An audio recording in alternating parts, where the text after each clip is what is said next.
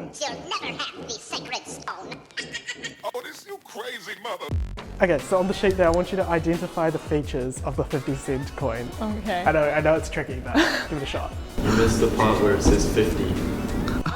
That's rather fundamental, eh? Now, because I've done the coin from 2006, I'm going to have to draw the Queen really old, so let's chuck in some wrinkles. Is it Queen Elizabeth II? I'm so disappointed in myself. I have no idea what's on the front of it. Can I do the one that was there for Anzac Day? You know, the special edition ones? No. I should design a coin. Can I have a picture of me, or a picture of Beyonce, because she's the Queen.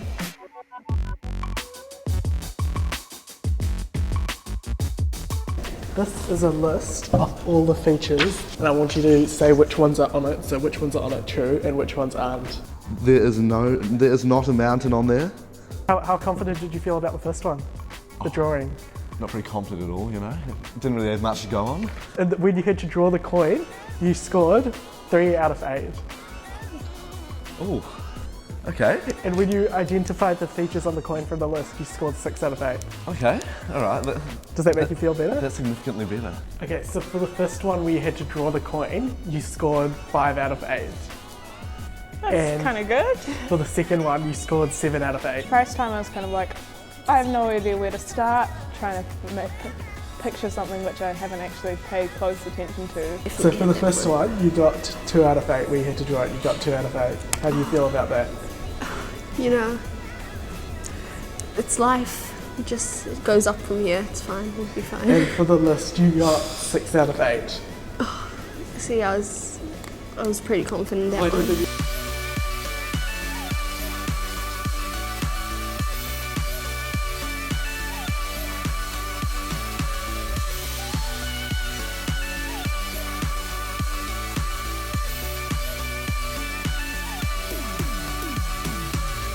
So what do schools actually teach us? They teach us a lot of cool facts and concepts and ways of doing things, but a lot of the time they never really tell us how to actually learn.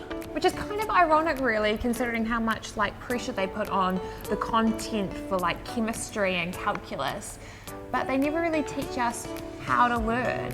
And everyone's gonna need to know how to learn, right? Yeah, it's kind of like a fundamental aspect of life, whether you're gonna need to learn how to use the latest technology or language when you go traveling. You know, knowing how to learn is more important than actually knowing information. So what are illusions of learning? So have you ever been in this situation where you sat down, ready to take a test that you worked really, really hard on, and you look at the first question and you know it's something that you worked on, but for some reason the content isn't coming out?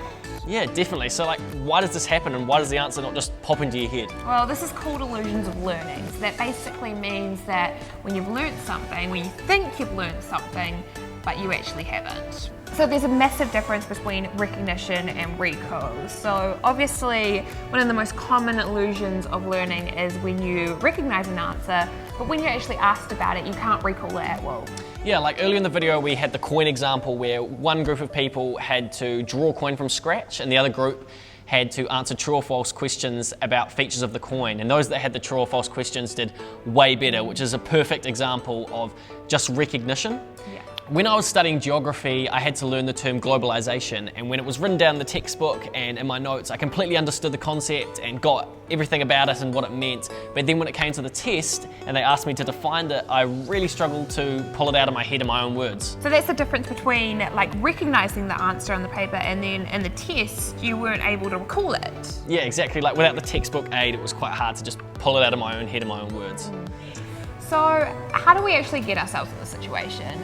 A lot of it comes down to the study techniques that we use, and this is where one of the biggest illusions of learning kicks in. So memory is all about encoding, which is taking the information in, storage and retrieval. And you may have encoded and stored the information, but the key is to be able to retrieve the information at will. So what techniques do work?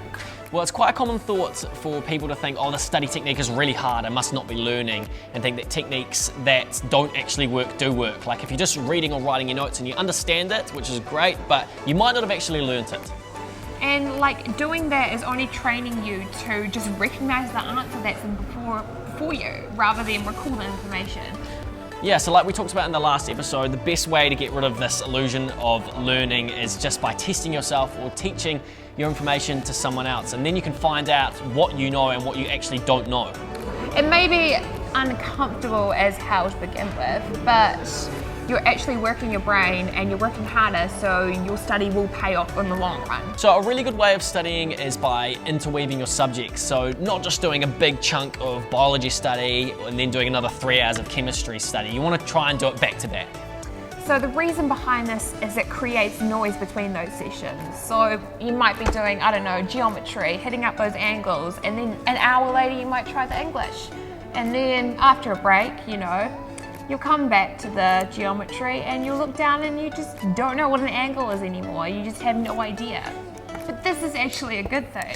Yeah, we often fall into the trap of not doing this because the noise is quite scary and you don't feel like you're learning anything, but it's actually beneficial in the end, especially with your learning. And around exam time, when you've got to do like 4 or 5 exams within, say, 2 weeks, it's definitely good.